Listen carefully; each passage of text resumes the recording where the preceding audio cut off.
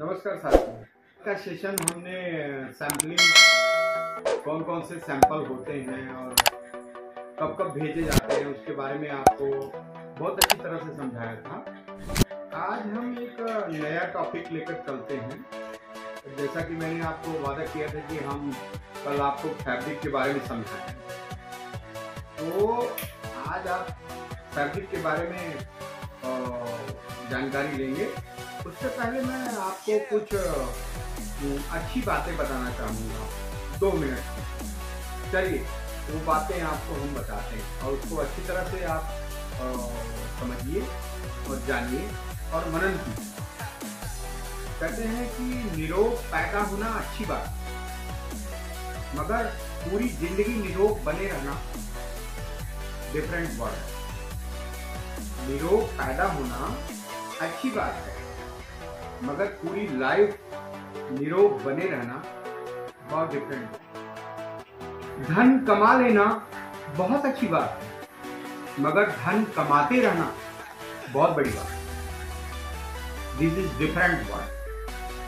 सम्मान पा लेना बहुत अच्छी बात है, मगर पूरी लाइफ सम्मान पाते रहना डिफरेंट वर्ड। इंटरव्यू दे देना बहुत अच्छी बात है, इंटरव्यू पास करना डिफरेंट वर्ड।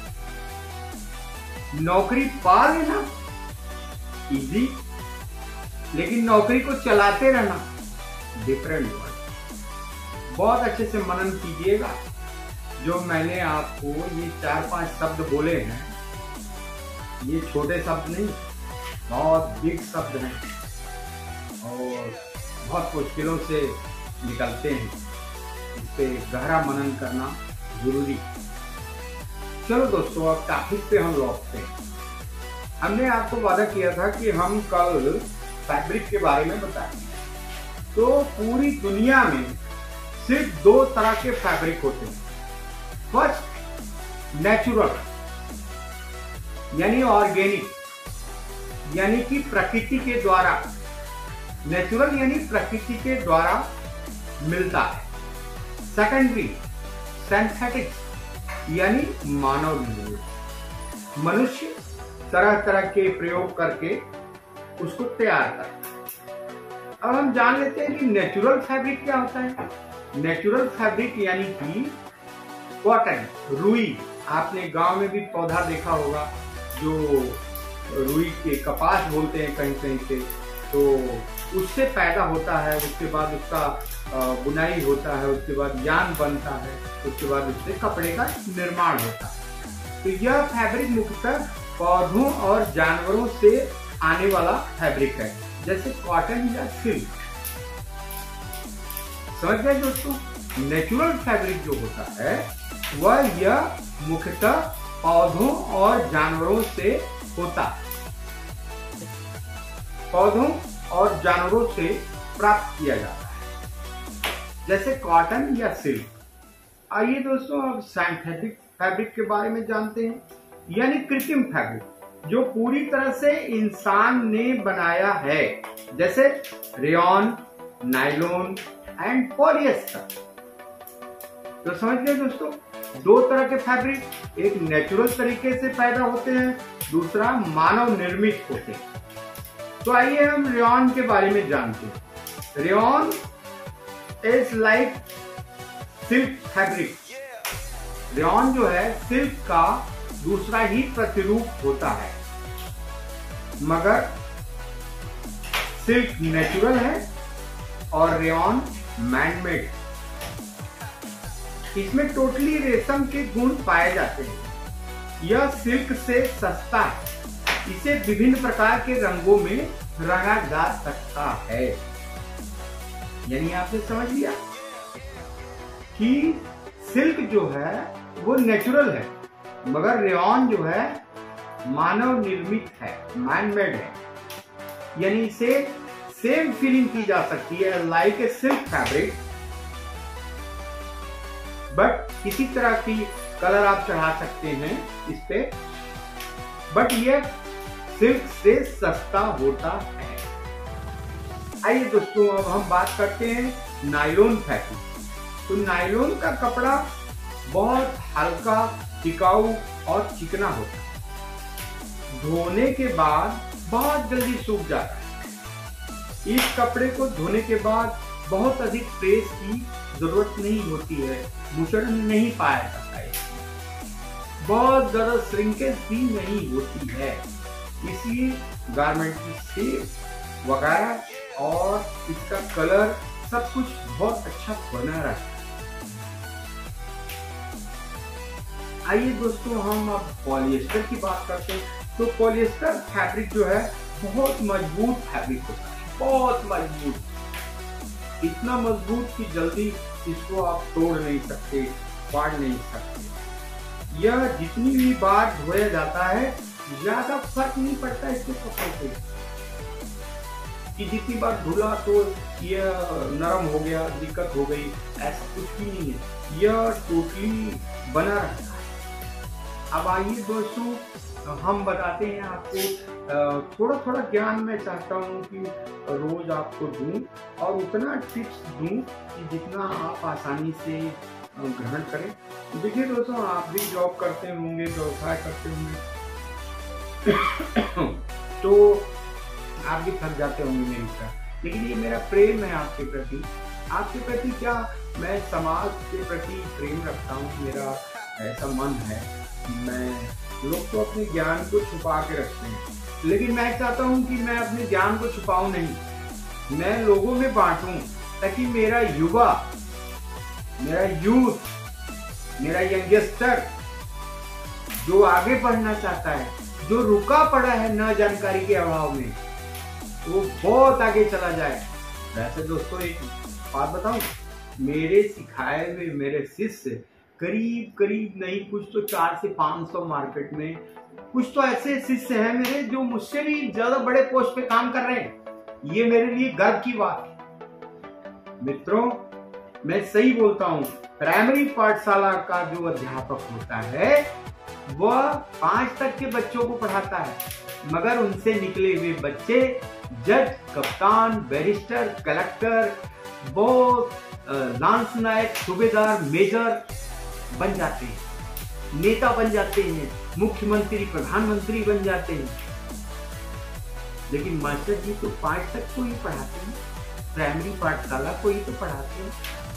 तो इससे क्या पढ़ा, खुशी होती है मन में। मैं जिसको पढ़ाऊंगा, जिसको सिखाऊंगा, मैं चाहता हूँ कि वो मार्केट में उभर कर बहुत आगे जाए, मुझे बहुत अच्छा लगे। मैं एक अलग टाइप का इंसान हूँ।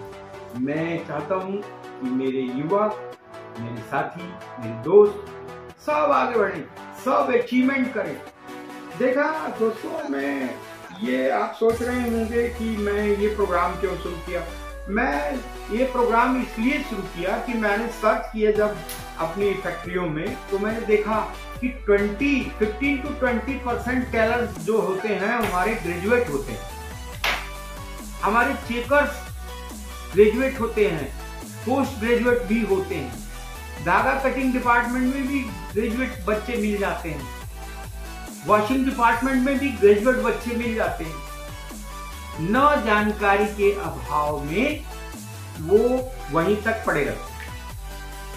मैंने दिमाग लगाया कि क्यों न हो, इनको थोड़ी शिक्षा दी जाए, थोड़ा डेवलपमेंट किया जाए, इनका ब्रेन वॉश किया जाए, इनको आगे बढ़ाया जाए। इसके पीछे मेरा लक्ष्य क्या है दोस्तों, जब ये आगे बढ़ेंगे तो लोगों का इंटरेस्ट भी बढ़ेगा हमारे एक्सपोर्ट हाउस के प्रति, हमारे गारमेंट एक्सपोर्ट हाउस के प्रति। अरे भाइयों, ये मामूली इंडस्ट्री नहीं है। रोटी, कपड़ा और मकान, ये तीनों चीजें आदमी की बेसिक जरूरत होती है, यह आदमी को चाहिए ही चाहिए। और हमारे देश में सेकंड नंबर की इंडस्ट्री है ये। बहुतों का घर चलता है, बहुतों का पेट पलता है, तो क्यों ना हो इसे इम्प्रूव किया जाए। और मैंने सोचा कि मैं ड्यूटी से आने के बाद, मेहनत करने के बाद, मैं 10 से 15 मिनट हर रोज अपने चाहने वाले, अपने ब्रदर्स को, अपने दोस्तों को दूंगा। उनका ज्ञान आगे बढ़े और वो भी अच्छे पोस्ट पे जाएं, अच्छा रिकवरी करें, अपने परिवार को अच्छे से लालन पालन करें, मैं बहुत खुश हो जाऊंगा। अगर कोई मेरा दोस्त ये बोलेगा कि सर आपका बात सुन के, आपका वीडियो देख के मुझे बहुत नॉलेज हो गया और मैं बहुत आगे चला गया, मैं very proud, I am feel very proud, मुझे बहुत अच्छा लगा। तो नाउ हम आते हैं कि कपड़े कितने प्रकार के होते हैं। तो बेसिकली दोस्तों स्पोर्ट हाउस में दो तरह के कपड़े यूज किए जाते हैं, बोवन और निट्स। तो बोवन जो होता है उसके कुछ कपड़ों के नाम मैं आपको बताता हूं, ध्यान से सुनिए। पहला कपड़ा है कॉटन, दूसरा कपड़ा है सिल्क, तीसरा कपड़ा है लीलन, चौथा है खादी, पांचवा है मलमल, छठा रेयॉन, सातवां पॉलीकॉटन, आठवां टिश्यू, नौवां ऑर्गेंजा, 10वां क्रेप, 11वां सैम्ब्रे, 12वां मद्रास चेक, 13वां जिंगम चेक और 14वां नंबर होता है विस्कोस, 15वां नंबर ऑर्गेंडी, 16वां नंबर सिफोन, 17वां डेनिम, 18वां कैनवस, 19वां जॉर्जेट, 20वां पॉपलिन, 21वां वाइल्ड, वेलवेट, सैटन। तो टोटली लगभग 23 प्रकार के कपड़े हमारे गारमेंट इंडस्ट्रीज में यूज किए जाते हैं। आई थिंक एक दो घट बढ़ जाता होगा, इससे ज्यादा नहीं होता, क्योंकि मैंने भी तो 25 साल निकाले हैं इस लाइन में। तो मैं देख रहा हूँ इसी में घूम फिर करके कोई जीएसएम कम होगा, कोई जीएसएम ज्यादा होगा, बस इससे ज्यादा और कुछ चेंज नहीं होता। बाकी कपड़े यही हैं दोस्तों। तो दोस्तों मैं चाहता हूँ कि आप इसे तहे दिल से सीखें और खूब सीखें। मेरी वीडियो को एक बार नहीं, 2 बार, 10 बार, 20 बार देखिए, जब तक याद ना हो याद करते रहे, क्योंकि आप याद करेंगे तभी आपका विकास होगा। आप क्या सोचते हैं? सफलता की कीमत चुकानी पड़ती है। आप अगर ट्रेन में जाना चाहते हैं मुंबई, तो आप 5 रुपए कम देंगे तो आपको टिकट नहीं मिलेगा, आपको पूरा पैसा पे करना पड़ेगा। If you want to grow in your life, please read, please cross check, याद कीजिए हर चीज को डीपली पढ़िए, हर चीज को समझिए, वीडियो देखिए, किताब पढ़िए, काम सीखिए, अपने बड़ों से दोस्ती कीजिए, कनेक्शन कीजिए। दोस्तों एक बात बताऊं आपको, मैं आपको समझा रहा हूं। First you should connect the person, बहुत अच्छी बात, याद रखिए। First you should connect the person, then you should correct the person, because without correction not possible। बहुत अच्छी बात है। मैंने क्या समझाया आपको मैंने क्या समझाया? First you should connect the person, then you should correct the person, because without correction not possible। आप किताब से प्यार करेंगे, आप लोगों से प्यार करेंगे, आप अपने बड़ों का सम्मान करेंगे, वो आपको बहुत सारी चीजें दे देंगे, अपना अनुभव दे देंगे, अपना ज्ञान दे देंगे, जो आपको फ्री फंड में मिल जाएगा, मुफ्त में मिल जाएगा, और एक दिन आप बड़े लेवल पे चले जाएंगे। बड़े लेवल पे चले जाना और बड़े लेवल पे बने रहना डिफरेंट वर्ड है साथी।